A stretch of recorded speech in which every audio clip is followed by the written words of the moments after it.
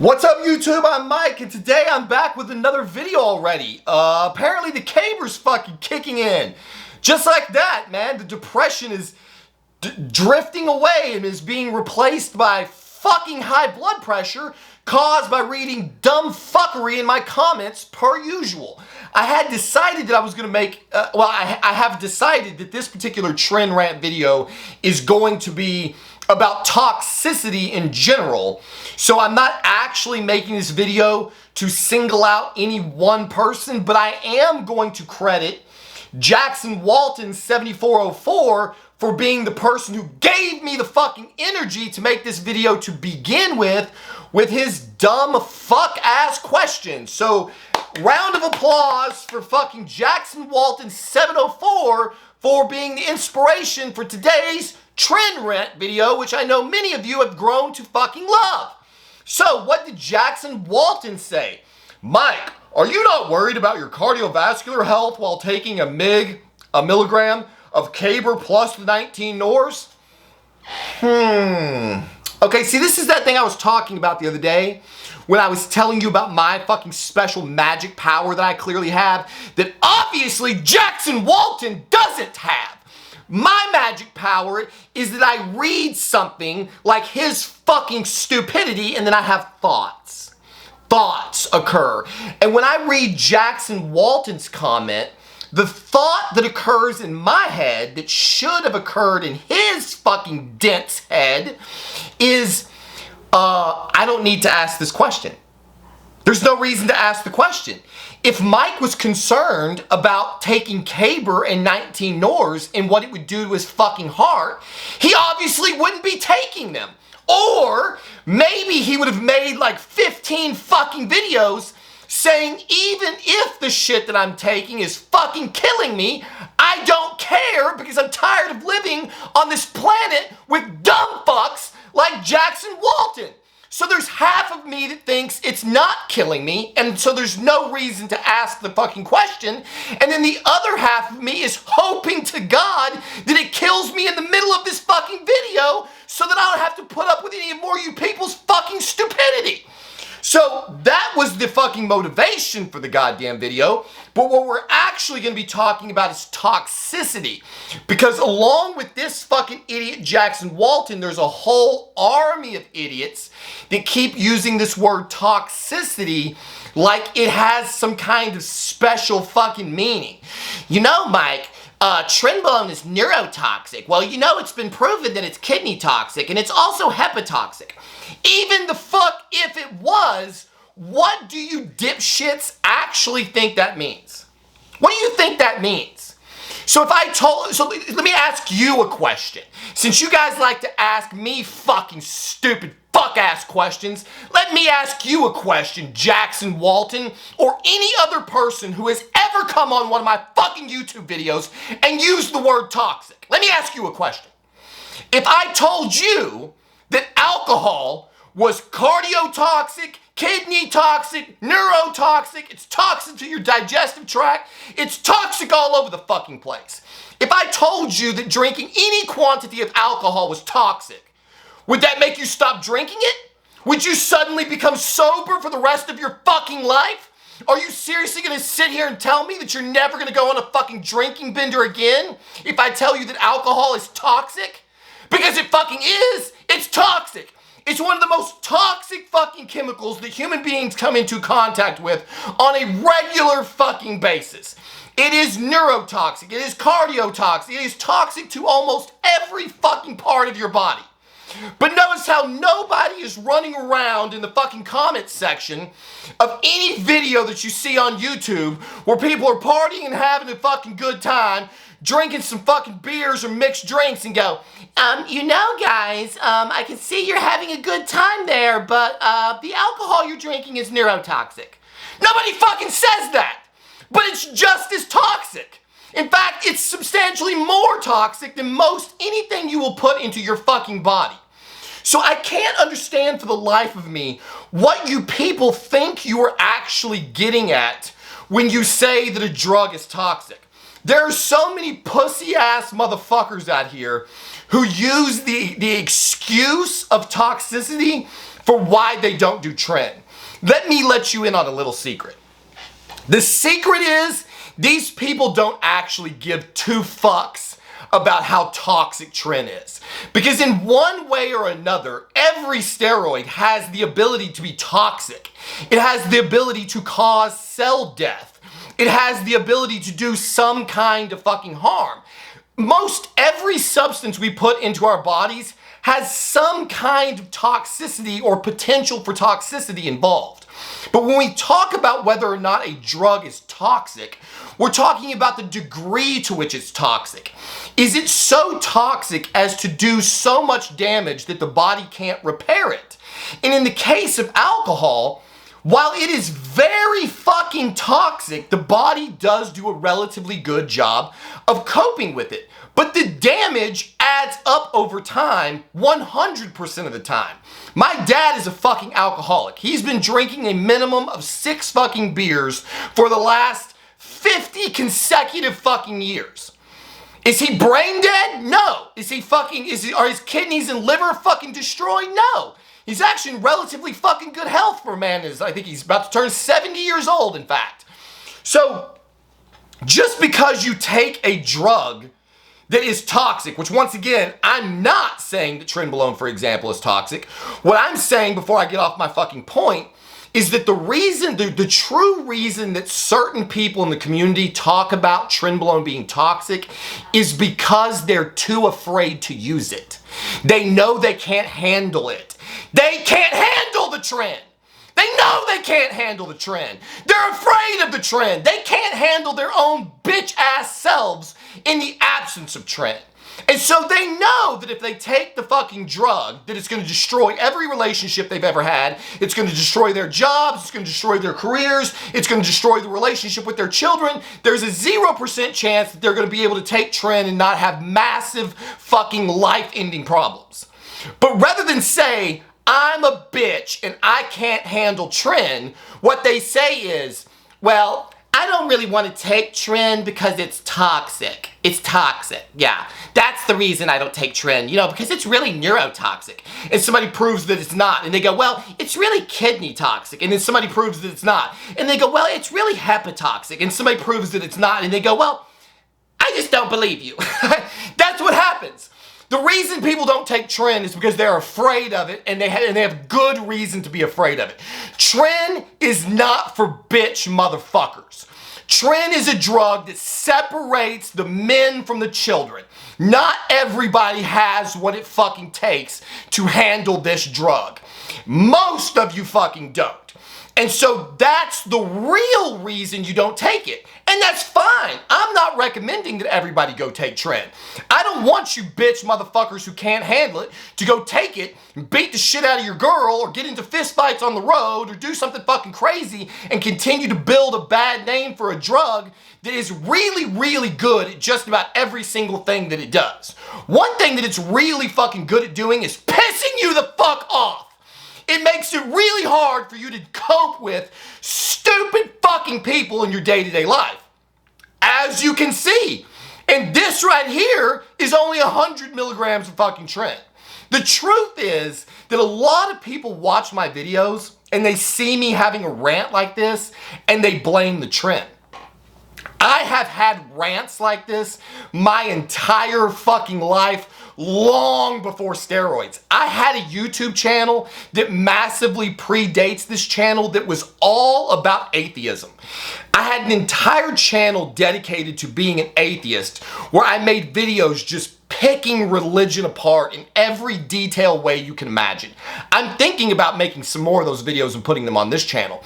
I used to have meltdown fucking rages on that fucking channel too, and I had never even heard of trenbolone at the fucking time. So these rages that you see coming out of me really have little to do with the TREN. This is just the crazy fucking guy that I am by nature. Okay, so we're gonna go a little bit deeper into understanding toxicity. I have a fucking link up here that I probably won't even link because I don't really give two fucks whether you like it or not, whether you agree with me or not.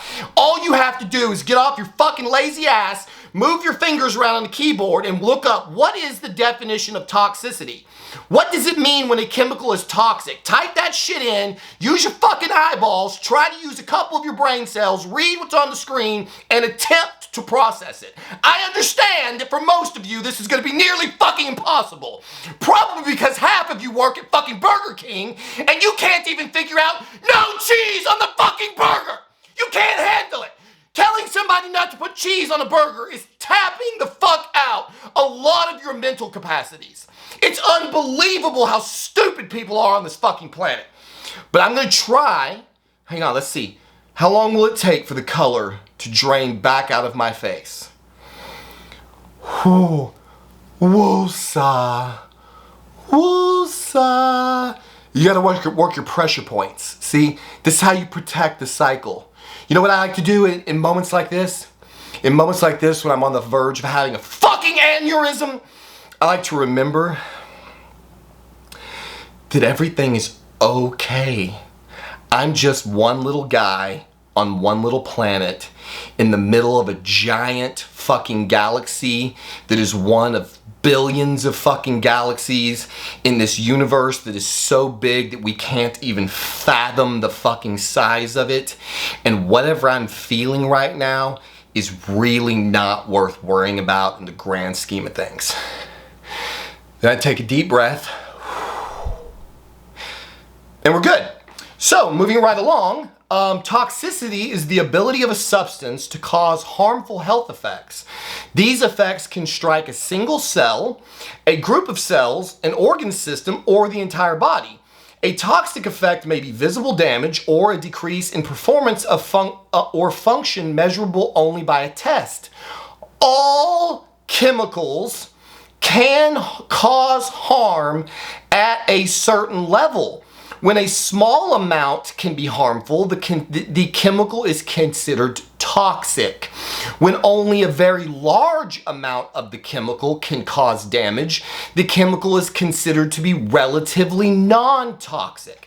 Okay, let's work through that together. Okay, guys, boys and girls in the classroom, put your thinking hats on. Are you ready? If the chemical can be harmful in small amounts, it's called toxic. If the chemical is considered to, if the chemical could cause damage, see, I can't even read. When only a very large amount of the chemical can cause damage, the chemical is considered to be relatively non-toxic. So think about that. If you have a chemical that can fucking kill you in very large amounts, it's still called non-toxic. Because you have to take so much of it to hurt you that it doesn't really make any sense. Another thing that you mental midgets could do, and you may have never even heard of this. Have you ever heard of something called the LD50? Anybody in the audience? Hands? Anybody?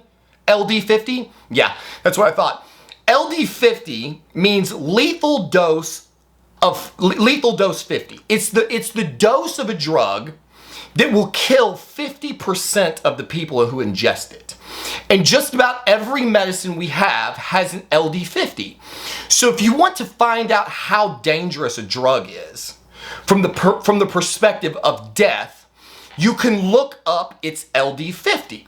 So one time I had a psychiatrist that I was seeing back in my fucking neuromed days, and I told him that my brother was threatening to kill himself with Xanax. And the doctor kind of laughed at me. And I was like, that's a weird response to my brother threatening to kill himself with Xanax. And he says, well, you know, you probably shouldn't tell him this, but he's gonna have a hard time killing himself with Xanax. And I'm like, really? Why? And he's like, well, the LD50 of Xanax is actually like really high. Like he'd have to eat a really, really large amount of it to kill himself. Probably more than he could physically ingest. So even if he goes crazy and eats like a fucking bottle of Xanax, most likely he's just gonna fall asleep for a long time. Chances of him actually killing himself with a Xanax overdose are about fucking nil. Now this is what he said. I haven't looked it up. We could do it maybe real quickly right here. Xanax LD 50. See how easy this is? Like right here in real time. Okay, here we go. In clinical studies in rats, the LD50, the dose that caused half of the rats to die, ranged from 331 to 2,170 milligrams per kilogram of body weight. I don't have my phone on me, unfortunately, but even at a minimum dose of 331, I think I weigh like 90 kilos or something, I forget. So for, let's say you weigh 100 kilos, the bottom end of the range of how much Xanax you would have to eat is 331 times 100. You would have to manage to ingest 3,300 milligrams of, thank you dear, of Xanax in order to kill yourself. You're gonna be fucking passed the fuck out long before you're ever going to be able to consume this fucking dose, which is why it's effectively impossible to kill yourself with. So if you're really worried, you know what? Let's do this while we're sitting here. Maybe they have the data. Testosterone enanthate LD50. Let's see. Could you kill yourself with testosterone? Could you do it?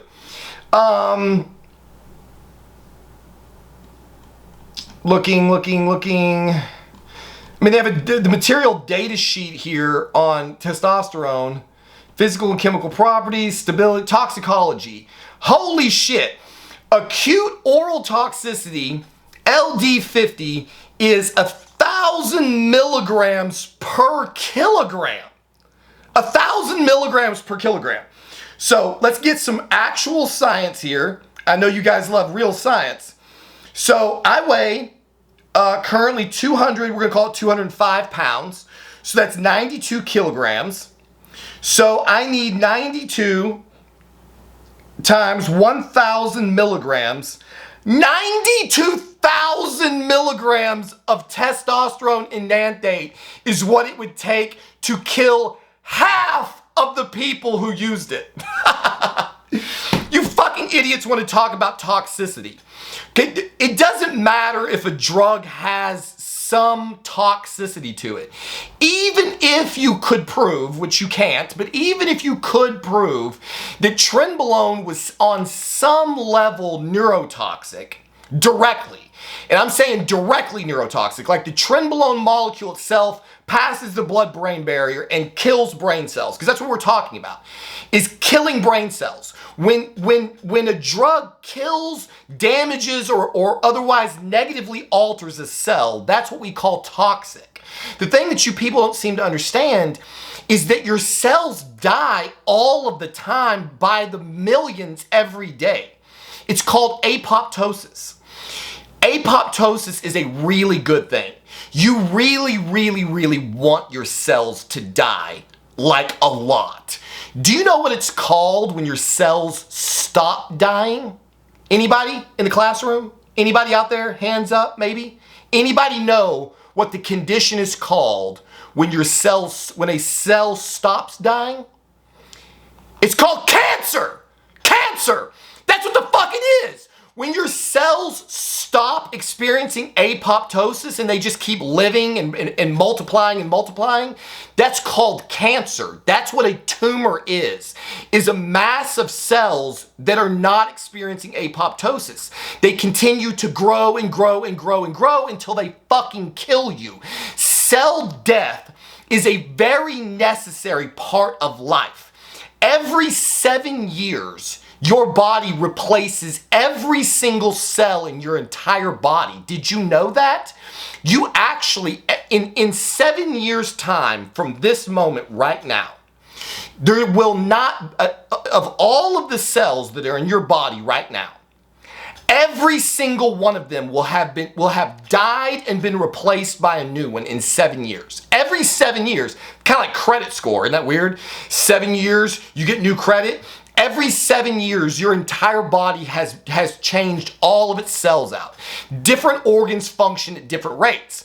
Brain cells replenish themselves at one rate, liver cells, kidney cells. Every cell in your body is dying and being regenerated. That's the natural part of life. Your hair grows, falls out, it grows another one. Everything replenishes itself. So when you talk about a drug being toxic, it can only be toxic to the cells that are there while the drug is there. And if it kills some of those cells, but then the body makes new ones, the net result is that it doesn't fucking matter. My doctor, I'm prone to toenail fungus because I had athlete's foot really bad when I was homeless. And so I have some toenail fungus on some of my nails. And I tried to go to my doctor and get him to give me an oral drug called terbinafine, which is supposed to get rid of the nail fungus. And he wouldn't give me the terbinafine because I was on Anavar at the time and my liver enzymes were elevated. And he told me that terbinafine is liver toxic and it will cause elevation of your liver enzymes. And so he wasn't going to give me terbinafine when my body was already being stressed by the 17-alpha alkylated orals. So if I would take terbinafine, like if I had gotten my system back to normal and the doctor prescribed me terbinafine, he would be giving me a prescription for a drug that has known hepatotoxicity. So all of you idiots who are running around going, well, Mike, aren't you worried about taking a drug that's known to be hepatotoxic? No. Even if one of the drugs I was taking was known, so that's Anavar.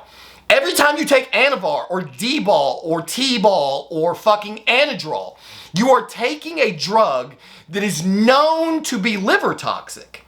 But suspiciously, nobody in the bodybuilding community is saying, don't ever take Anadrol, it's hepatotoxic.